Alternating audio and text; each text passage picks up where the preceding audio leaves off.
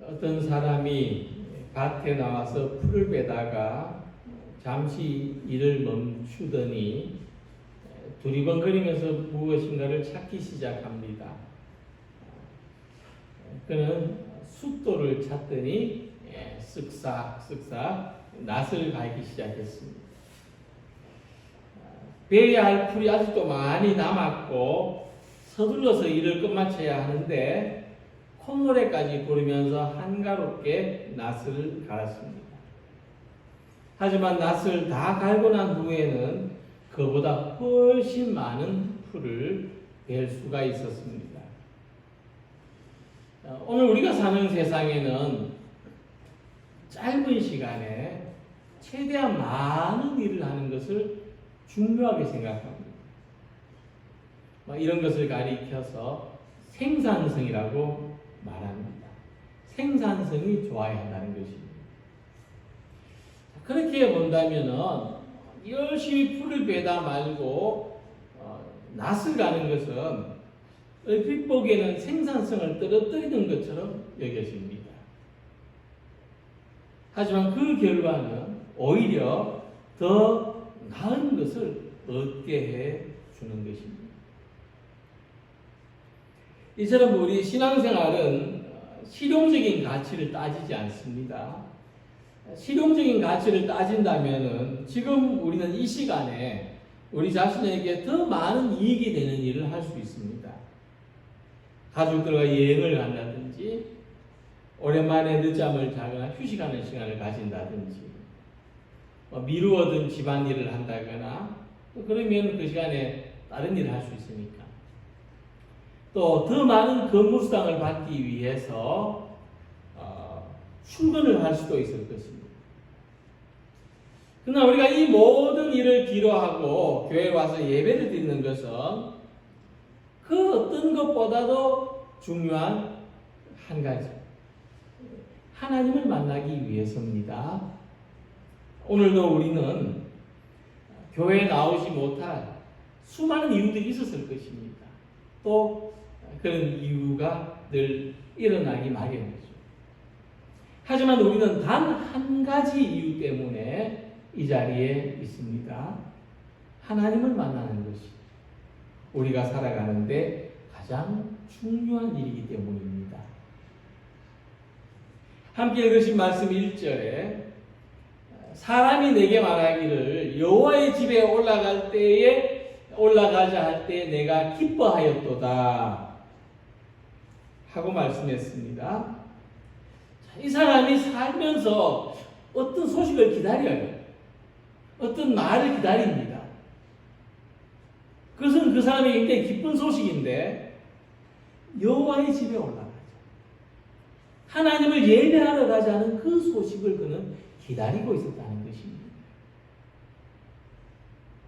그러니까 순례자의 삶은 이 짧은 시간에 많은 것을 생산하는 것이 목적이 아니라 여호와의 집에 올라가서 하나님을 예배하는 것이 그 사람의 살아가는 삶의 목적입니다. 일주일 가운데 이 한 시간, 하나님을 예배하는 이 시간에 목적을 두고 살아가는 삶이라고 하는 것입니다. 자, 그렇지 않으면 여호와의 집에 올라가자는 말이 기쁘게 들릴 수가 없습니다. 한두 번 맞이 못해서 예배 나올 수 있을지는 몰라도 평생토록 지속적으로 하나님을 예배하는 일은 할 수가 없는 것이죠. 우리에게는 하나님을 예배하는 것이 가장 의미 있고 소중하고 보람 있고 기쁜 일입니다. 함께 읽은 말씀에서도 우리가 하나님을 예배해야 하는 세 가지의 중요한 이유가 나타나고 있습니다. 먼저 예배는 하나님을 섬기는 우리 삶의 견고한 틀입니다. 우리 예배는 우리 삶의 하나의 틀입니다. 아침, 점심, 저녁 우리가 정해진 시간에 식사를 하는 것처럼, 그래야 우리가 건강을 유지하고 살아가는 것처럼 예배는 우리 삶의 아주 중요한 한 부분이죠.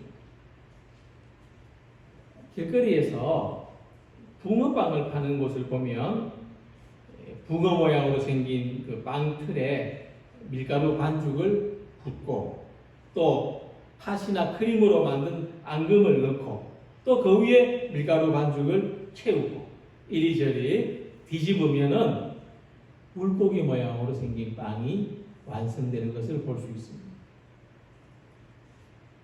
붕어빵을 만들어서 파는 사람에게는 무엇보다도 중요한 자산이 빵 틀이라는 것을 알 수가 있습니다. 이처럼 3절 말씀을 보면 예루살렘아 너는 잘 짜여진 성읍과 같이 건설되었도다 하는 말씀이 있습니다.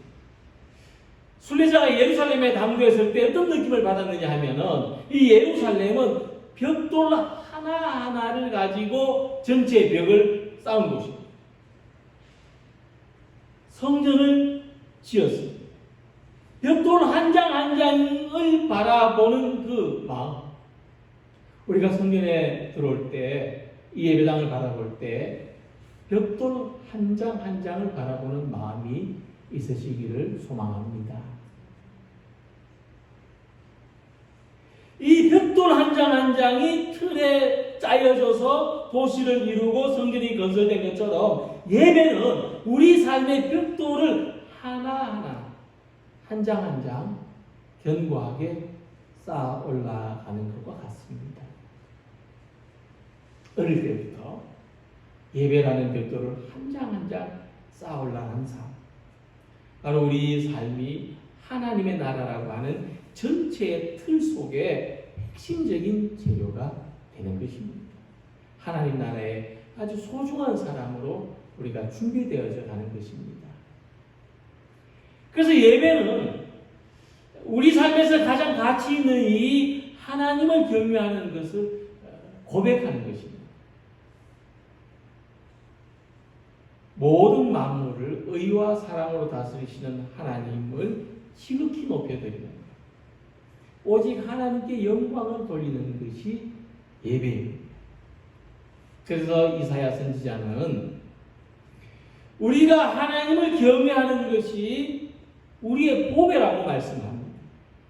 너의 시대에 평안함이 있으며 구원과 지혜와 지식이 풍성할 것이니 여호와를 경외함이 너의 보배입니다.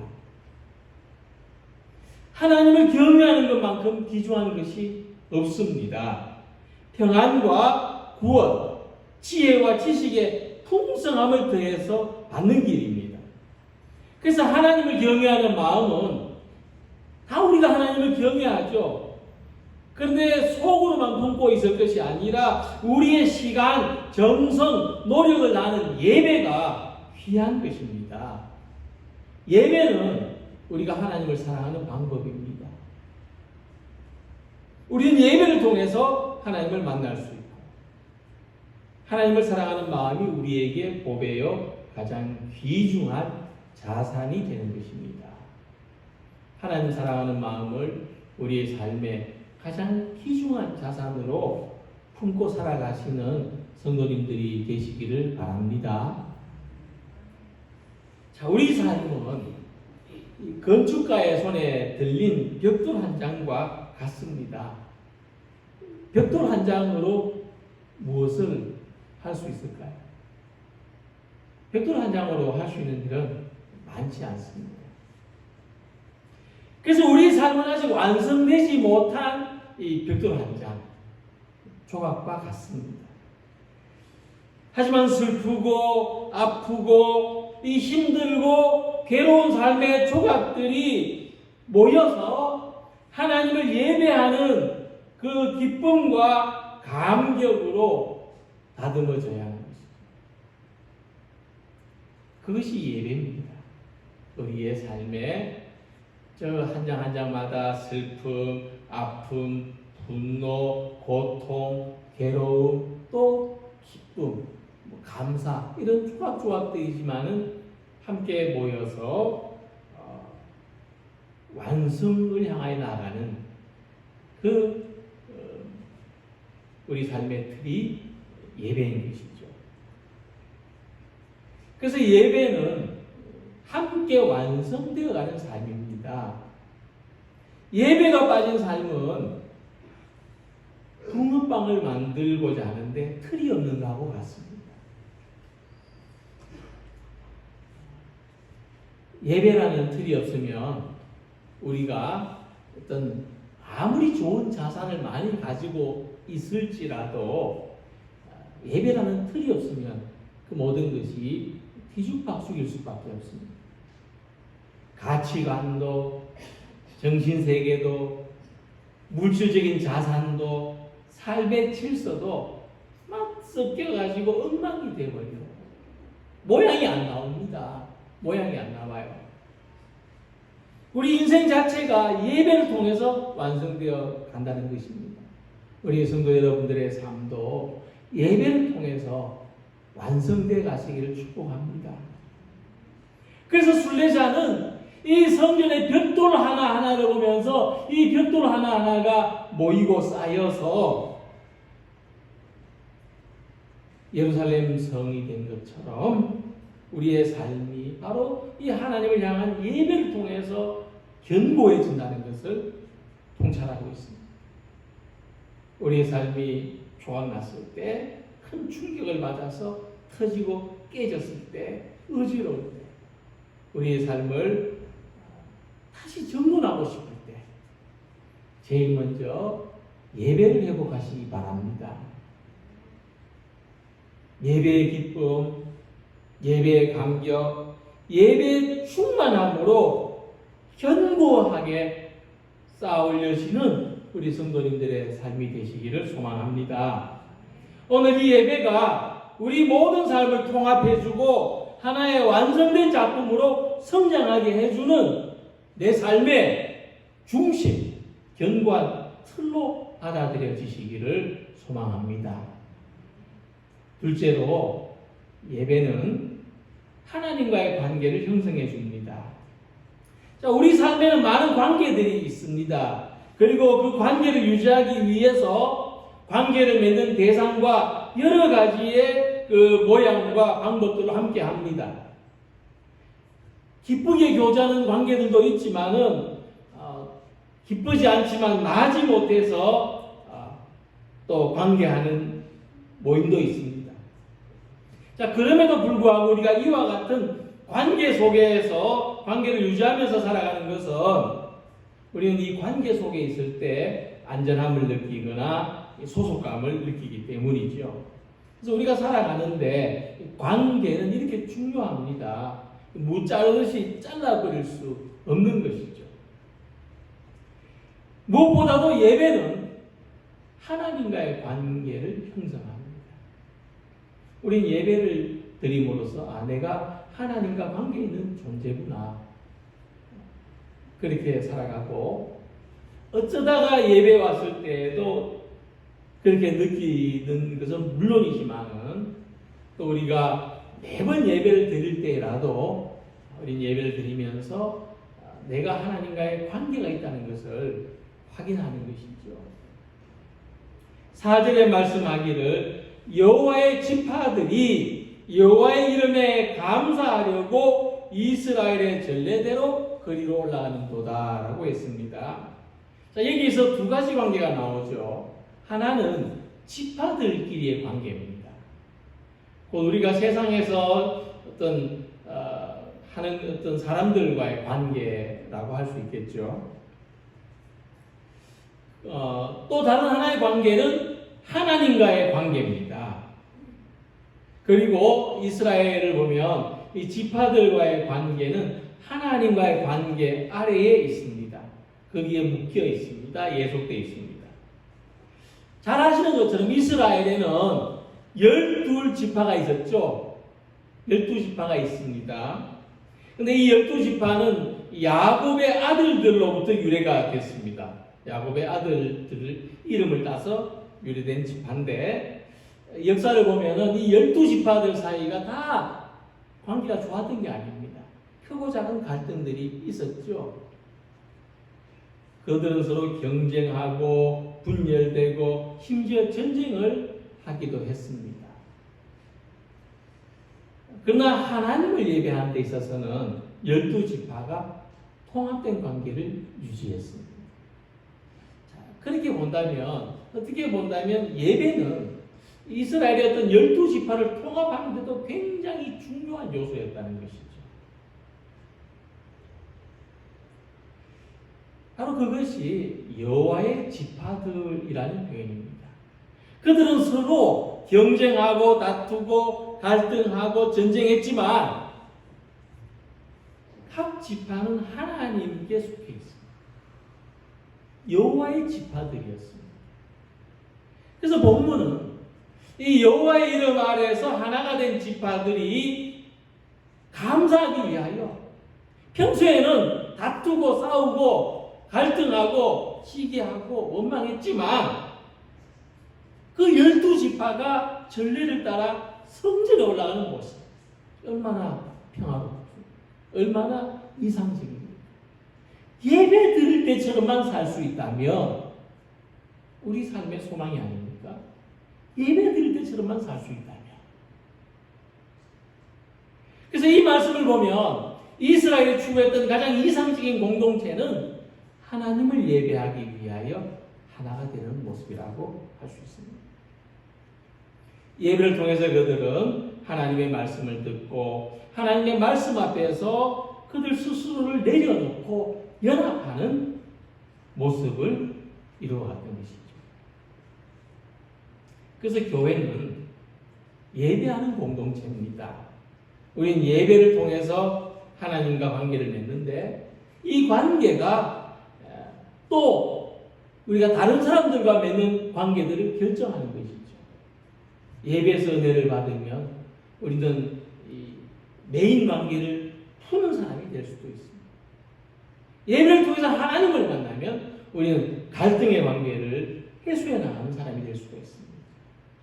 예배를 통해서 새 힘을 얻으면 우리는 부당한 관계를 바르게 잡을 수 있는 힘을 얻을 수도 있습니다. 그건 우리가 예배를 통해서 하나님의 말씀을 듣기 때문입니다. 하나님을 찬양하라는 말씀, 하나님께 감사하라는 권면. 예배는 우리가 하나님에 대해서 마땅히 해야 될 것을 배우고 훈련하는 자리요. 하나님과의 관계를 통해서 우리 삶의 모든 관계를 새롭게 정립해 나갈 수 있는 자리인 것이죠. 그리고 예배는 하나님이 우리와 함께 하신다는 것을 깨닫는 자리입니다. 우리가 스스로 실망하고 절망했을 때도 예배를 드릴 때 하나님의 사랑을 다시 경험하고 확신할 수가 있습니다. 세상적인 위로를 목말라 하다가 지치고 실망했을 때도 예배를 통해서 하나님의 위로를 경험할 수가 있고 그것은 내가 찾는 세상적인 위로보다 훨씬 더 깊고 항구한 것을 알 수가 있습니다. 사실상 예배는 하나님과 우리와의 관계에서 우리가 도움을 얻는 길입니다. 예배에서 하나님의 도움을 경험할 때 하나님을 향한 찬양은 더욱 큰 목소리가 되고 우리의 감사는 더욱 충만하게 되는 것입니다. 이 순례자가 하나님을 예배하기 위하여 성전으로 올라갔습니다. 그는 성전에서 하나님을 찬양하고 하나님께 감사하고 헌신의 제사를 드릴 준비가 되어 있습니다. 하나님과의 관계 속에서 살아가고자 하는 열망. 하나님 나는 준비가 되어 있습니다. 하나님과의 관계 속에서 살아갈 준비. 이 열망이 예배하는 삶으로 나타나는 성도님들이 되시기를 소망합니다. 또한 예배는 하나님의 평안을 누리게 합니다. 가끔 제가 어떤 일에 집중하고 있을 때 제 아내가 그 모습을 봤다가 사진으로 찍어서 보여주기도 합니다. 저는 그 사진에서 또 이야기해 주는 데서 제가 평소에 의식하지 못했던 모습을 보는데 저는 뭔가 집중할 때 입술에 모든 힘을 모으고 있습니다. 왜 이렇게 입술에 힘을 모으고 있는지를 물어보면 저도 모르겠습니다. 근데 집중하고 있을 때 어떤 모습을 하고 있는지 저 자신도 모릅니다. 근데 그것은 우리가 무엇인가에 집중할 때 자신이 어떤 모습을 하고 있는지를 의식하지 못하는 만큼 모든 것을 잊어버리고 힘을 다해서 그 대상과 하나가 된다는 것입니다. 그래서 이 사진 중에도 아주 좋은 작품은 다른 사람이 집중하고 있을 때 몰래 찍어서 이렇게 만든 작품들이. 근데 우리는 나도 모르는 사이에 무엇인가에 집중하는 삶을 살고 있습니다. 특히 우리가 예배를 드릴 때는 우리의 모든 관심을 하나님께 집중하게 되어 있고, 예배의 모든 순서는 그렇게 구성되어 있습니다. 교회 수천 년의 전통, 역사 동안 예배 순서는 하나님께 집중하도록 그렇게 구성되어 있는 것이죠. 5절에 이렇게 말씀합니다. 거기에, 이렇게 보면 좋을 것 같습니다. 거기에라는 말씀은 우리가 그 집중하는 그 한가운데 그 중심에 심판의 보호자를 두셨으니 곧 다윗 집의 보호자로다.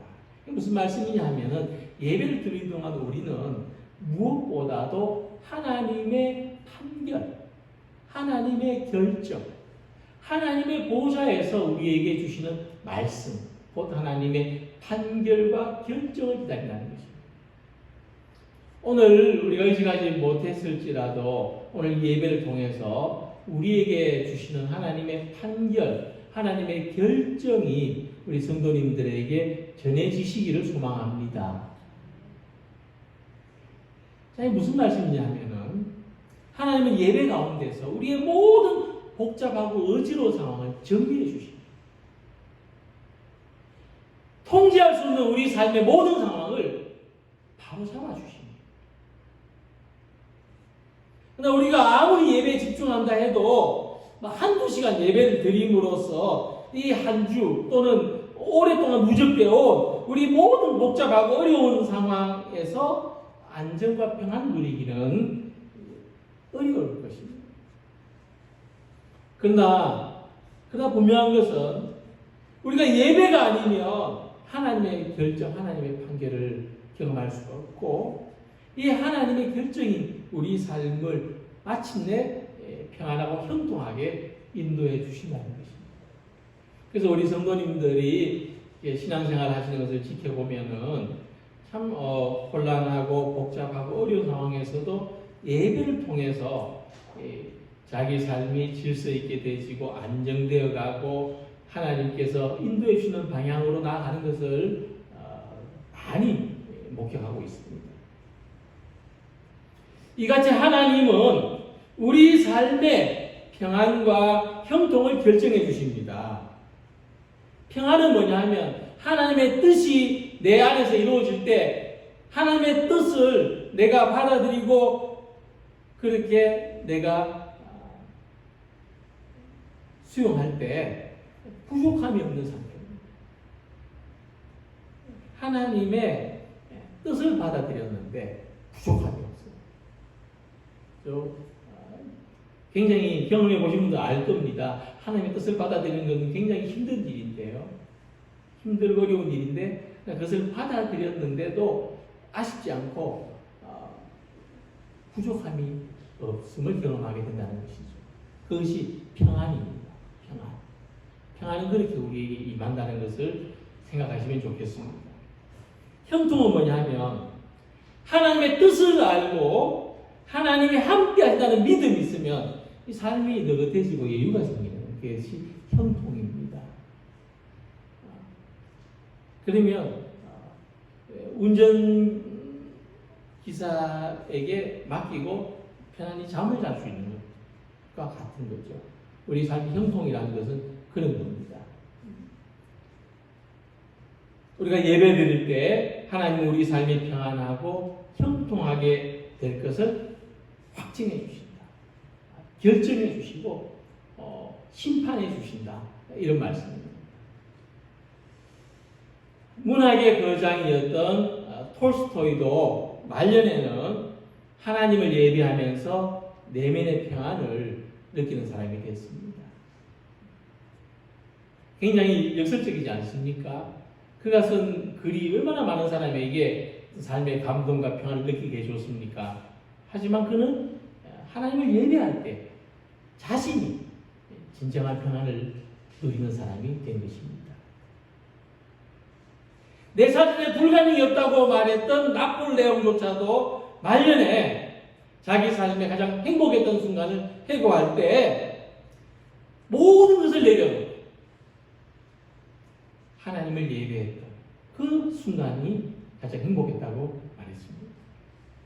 인생의 온갖 희로애락을 글로 표현했던 톨스토이도 자신의 판단과 결정, 또 전략가로서, 장군으로서 자신의 판단과 결정에 그처럼 확고했던 나폴레옹조차도 하나님의 판단과 하나님의 결정에 자기를 맡겼던 그 순간이 가장 행복했었다.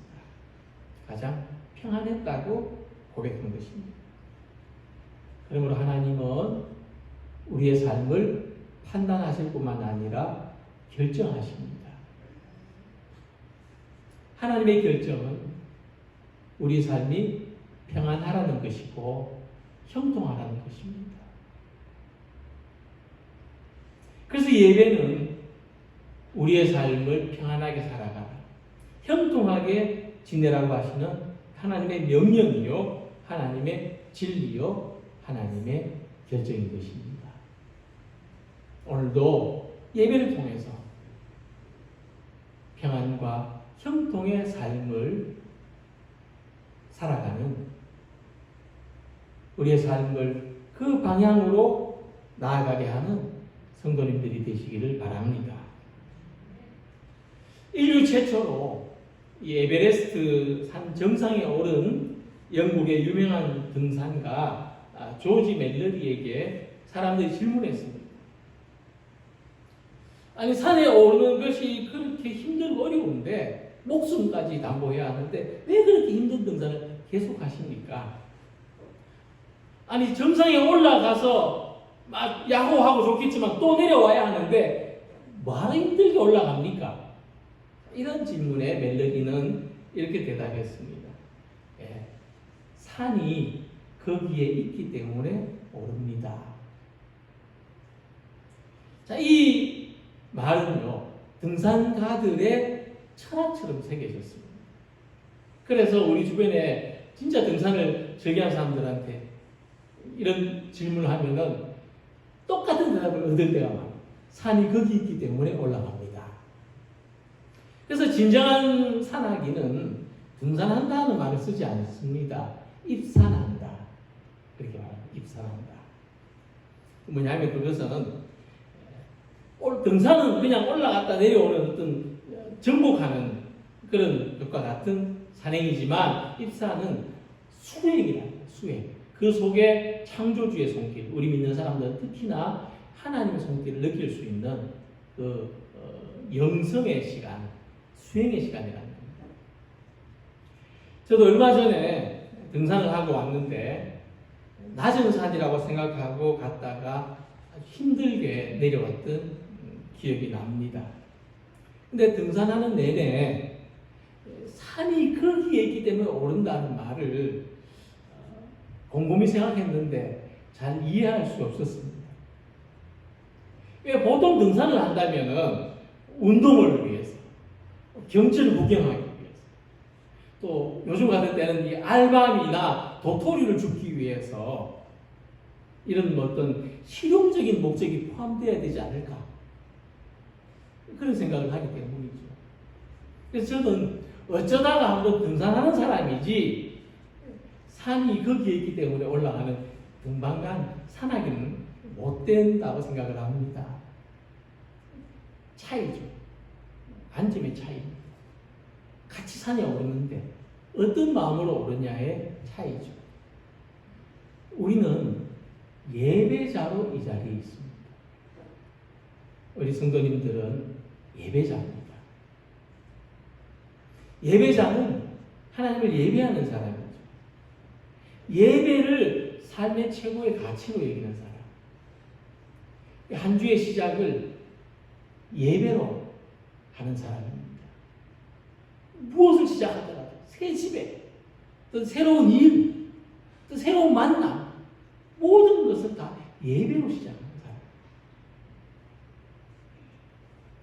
우리는 오늘 어쩌다가 한번 예배하러 찾아온 사람이 아니라 일평생 하나님을 예배하는 예배자로 살아가기를 소망합니다. 예배를 통해서 창조주 하나님을 만나고 하나님과 연결된 삶을 살아가고 우리의 삶이 평안하고 형통하기를 바라시는 하나님의 선하신 뜻대로 살아가십니다. 예배의 축복을 누리시기를 주님의 이름으로 기원합니다. 오늘 우리가 함께 부르실 찬양입니다. 나는 하나님을 예배하는 예배자입니다.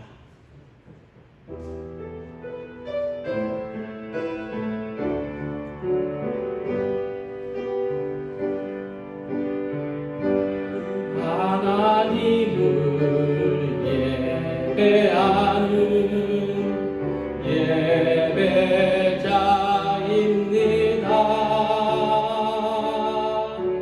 내가 서 있는 곳 어디서나 하나님을 예배합니다. 영원 거룩한 은혜를 향하여 내 마음 완전한 하나님 향하여 이곳에서 바로 이 시간 하나님을 예배함. 나는 하나님을 예배하는 나는 하나님을 예배하는 예배자입니다. 내가 서 있는 곳 어디서나 하나님을 예배합니다. 영원 거룩한 은혜를 향하여 내 마음 완전한 하나님 향하여 이곳에서 바로 이 시간 하나님을 예배합니다.